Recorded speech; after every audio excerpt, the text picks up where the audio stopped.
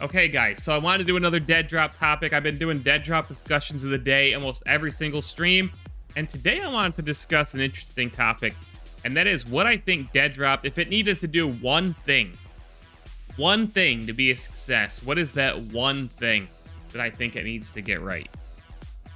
And, you know, I considered a couple things. Like, what's going to be the one thing that makes or break Deadrop? So you could consider, like, okay, the setting, you know, the gameplay, a lot of different elements, the story, the graphics, the end game, right? There's all these different elements that most people would say, or a lot of people these days think it's the monetization or the battle pass or whatever, listening to the players, right? Like, there's a million different concepts. And actually, here's the one thing that I think Deadrop absolutely needs to get right, and I'll tell you why.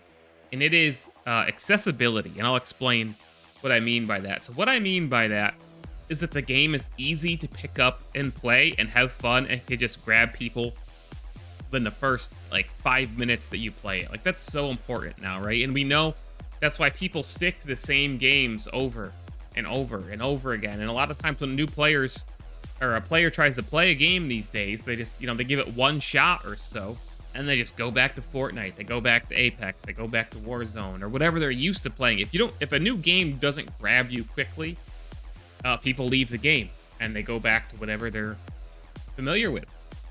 And Deadrop's going to be arriving during a time where extraction shooters are no longer exactly new. Like, when this game officially, like, launches into early access or whatever, because right now the snapshots are one thing. When this game, like, launches into early access, which we don't know when that's gonna happen, but what I'm expecting is maybe 2024 it'll be like early access or something like that, right? Maybe, we don't know. They're developing this game in a very different process, and I've talked about that a lot. But the game needs to be easy to play, and I want to go back to, if you watch old Bungie vid docs about, like, the development of the Halo franchise, they always talk about 30 seconds of fun. That you need to make sure that your game has, like, 30 seconds of fun in it, and that could just be repeated over and over and over again, right? And that's carried Halo for all these years, right? The gunplay, the melee, the grenades, the AI, or in multiplayer, you know, how the weapons feel. If you nail that stuff, you're good to go. But I want to take it a step further, because when Deadrop likely goes open to the public, so to speak, extraction shooters aren't going to be new. And extraction shooters right now, many of them are very rough around the edges or very hardcore and intimidating. And Deadrop should certainly be that way as well and have certain elements of that. But Deadrop, when it arrives, when it releases, will not be able to afford to have, like, a super cumbersome inventory system or a super cumbersome, like, injury and healing system like Tarkov has. Like, Tarkov has those things, and those are accepted because Tarkov is a one of a kind experience when it released, and it had that, like, first movers advantage in the genre.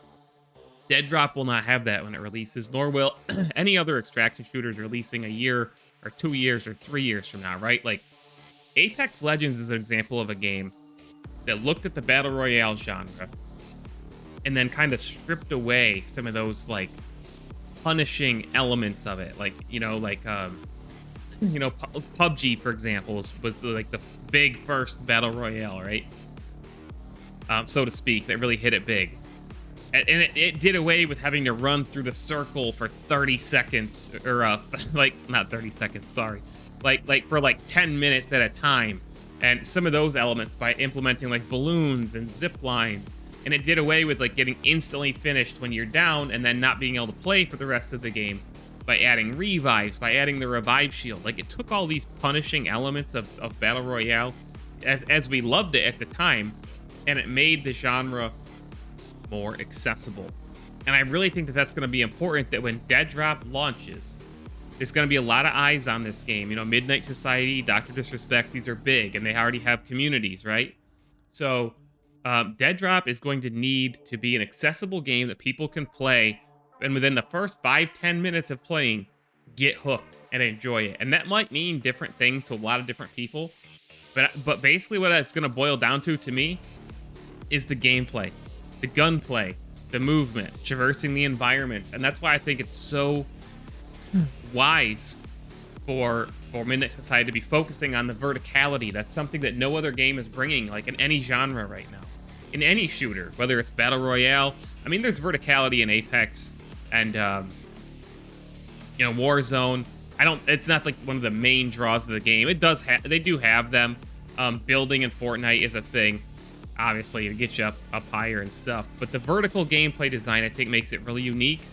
And it's, again, I think that's the most important thing that Deadrop is going to need to do, is make sure that when you play the game, you can instantly get hooked and enjoy it without having to play the game for 20 hours or even 10 hours or even 3 to 5 hours before the fun of it kicks in. And with the movement that they've implemented and such, like the ledge hanging that is playing in my little screen there right now, and just the overall vibe of the game, it needs to suck players in right away. And that's why I think the setting, the cyberpunk style setting, is important.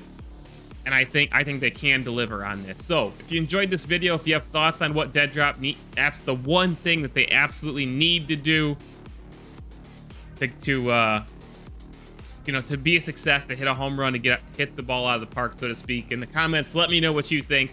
And make sure you subscribe to the channel later if you're watching this on YouTube, on the Midnight Mayor channel, where I'll be posting it. I've got 3 YouTube channels, guys, so subscribe to them all, because you should.